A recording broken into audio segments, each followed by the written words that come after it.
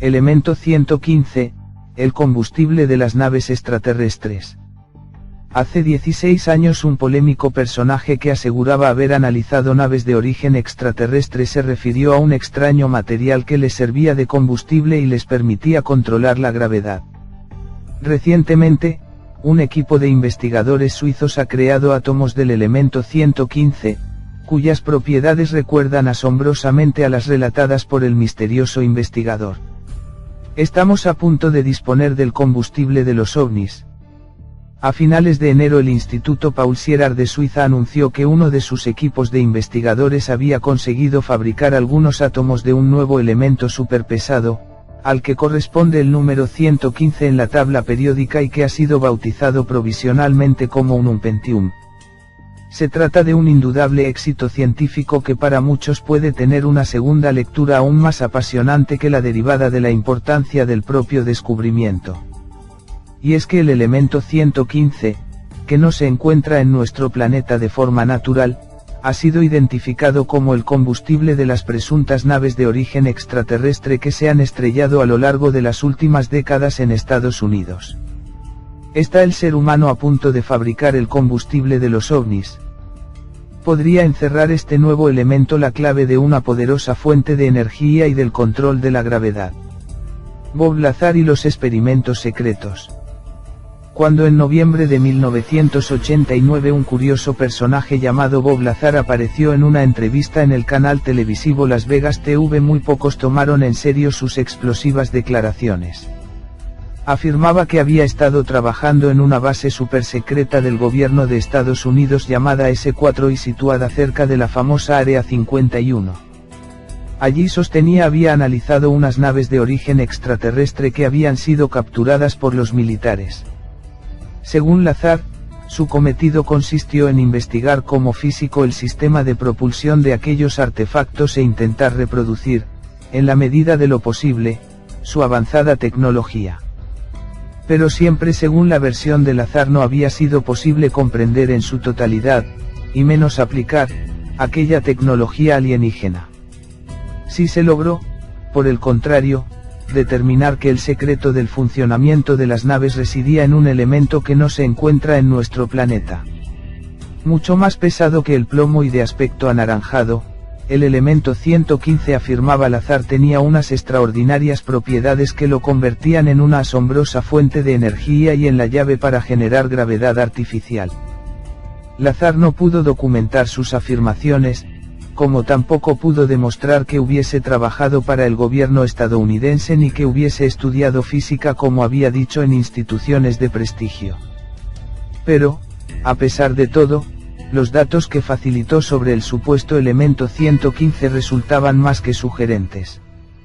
Y, con el paso del tiempo, algunas de sus afirmaciones se han cumplido. El testimonio de Lazar parecía extraído de una novela de ciencia ficción y como tal fue tomado por muchos. Aseguraba haber llegado al Área 51 de la mano del Dr. Edward Teller, así como haber estudiado varias naves de procedencia alienígena que se encontraban en poder de las autoridades estadounidenses. También explicó que su propósito era la ingeniería inversa, es decir, tratar de replicar la tecnología extraterrestre, mucho más avanzada que la terrestre. Aunque no proporcionó demasiados datos técnicos, Lazar subrayó que lo que sí se había podido comprobar era que la fuente de energía de aquellas naves era un elemento superpesado, el 115. Se trata de un elemento que no se encuentra en nuestro sistema solar, pero que podría estar presente en otras zonas del universo como un subproducto de las supernovas. Según Lazar, en el interior de la nave el elemento 115 se sometía a un bombardeo de neutrones que producía su transmutación en el elemento 116, mucho más inestable. Este iniciaba de inmediato una reacción que tenía dos extraordinarios efectos. El primero consistía en emitir partículas de antimateria que, al entrar en contacto con otras de materia, se desintegraban y producían una enorme cantidad de energía, que se aprovechaba en un generador enormemente eficiente. Más sorprendente aún era el segundo efecto, la creación de una onda de lo que llamó gravedad B, un fuerte campo gravitatorio propio que, a través de 3 dispositivos situados en la base de las naves, podía ser dirigido a voluntad para desplazarse por el espacio. De este modo proseguía Lazar, la fuerza de gravedad creada por la desintegración del elemento 115 permitía que las naves viajasen de una forma más o menos convencional, pero también hacía posible retorcer el espacio de manera que el aparato pudiera trasladarse casi instantáneamente de un punto del universo a otro muy distante. La fórmula permitía que ambos lugares se aproximaran al plegar el espacio.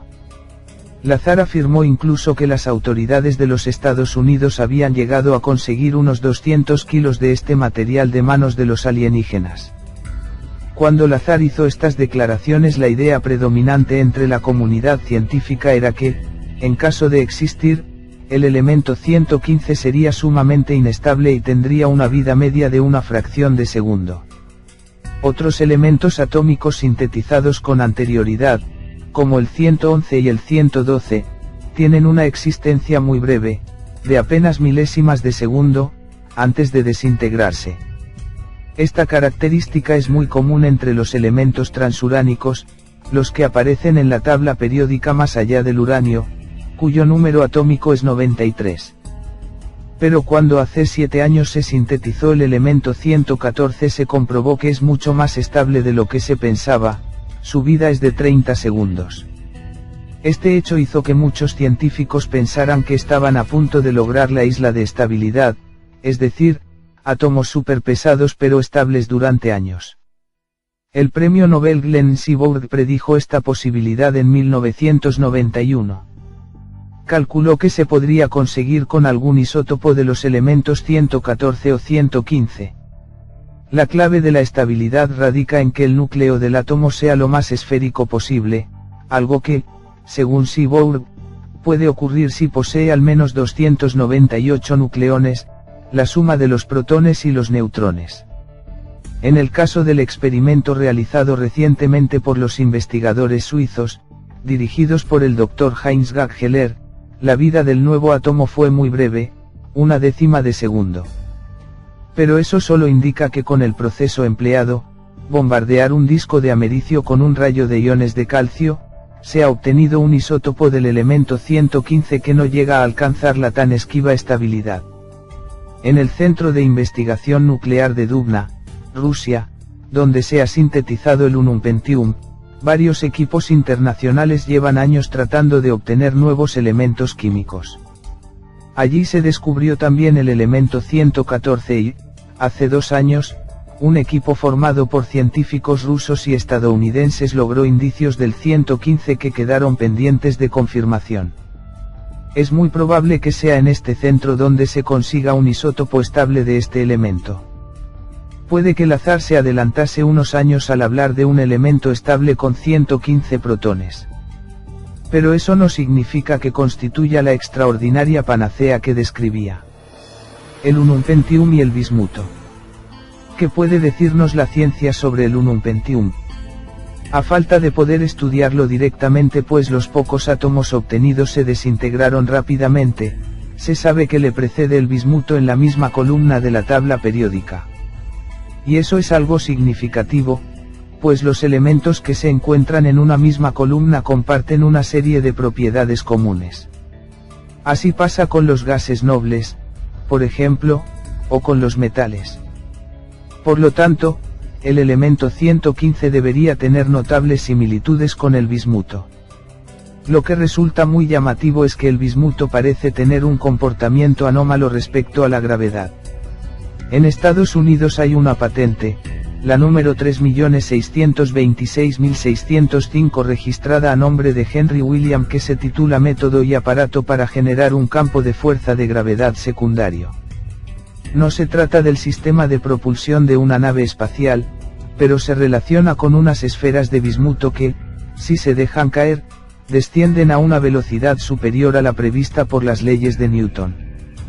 Por el momento, este comportamiento aparentemente anómalo carece de explicación, pero puede ser el indicio de propiedades muy particulares respecto a la gravedad que podrían tener su máxima expresión en el elemento 115 o bismuto. Un elemento cuyo control podría suponer el comienzo de una revolución tecnológica sin precedentes, energía abundante con generadores de antimateria y máquinas antigravedad que podrían llevar al ser humano hasta las estrellas más remotas. Y allí nos podríamos encontrar, tal vez, con algunos viajeros que llevan tiempo visitando la Tierra y dejando algunas de sus naves en manos de determinados gobiernos de nuestro planeta. El reactor de los discos opera con un combustible que no se encuentra en estado natural en la Tierra. Este combustible es altamente pesado e inestable, y se le conoce con el número atómico de elemento 115, no existiendo en nuestra tabla periódica que solo acepta oficialmente hasta el elemento 112. El elemento 115, un 21, tiene un propósito doble. Primero, es la fuente de una onda desconocida para los científicos de la Tierra, la onda de gravedad A. En segundo lugar, es la fuente de la radiación antimateria que se reacciona para proporcionar potencia. Las emisiones de onda de la gravedad A, provocadas por el núcleo del elemento 115, se extienden más allá del perímetro del átomo, y son amplificadas por los amplificadores de la nave, y enfocadas en un punto determinado para provocar una curvatura del espacio-tiempo que permitiría dar un salto de un punto a otro del universo donde ni el espacio ni el tiempo existirían porque serían anulados por un campo gravitacional artificial comparable a un pequeño agujero negro. Dentro del reactor, el elemento 115 se transforma en el elemento 116, que es sumamente inestable y que se aniquila inmediatamente después de la reacción. La antimateria en conjunto con la materia gaseosa desprendida, causa una reacción total de aniquilación, que transmuta el 100% de la materia en energía, la cual es convertida en energía eléctrica en un estado sólido por el generador termoeléctrico, el cual aprovecha el total de la materia en forma de energía electromagnética, y es esta energía resultante del proceso, la que se utiliza para amplificar la onda de gravedad A. Este tipo de propulsión es uno de los utilizados por la nave. En este modo llamado configuración delta, utilizado para recorrer distancias largas. El tiempo y el espacio son curvados por los amplificadores de onda, permitiendo recorrer distancias inimaginables en cuestión de segundos. Para distancias más cortas el disco cambiaría a la llamada configuración Omicron, utilizada cuando la nave viaja cerca de un cuerpo que propaga una fuente de gravedad muy grande, como es el caso de un planeta o una estrella. Cuando se viaja cerca de una fuente de gravedad como la Tierra, la gravedad del disco se propaga hacia afuera, en sentido inverso, en un proceso controlado de cambio a la gravedad B que aleja el disco del campo gravitacional, causando la elevación del mismo.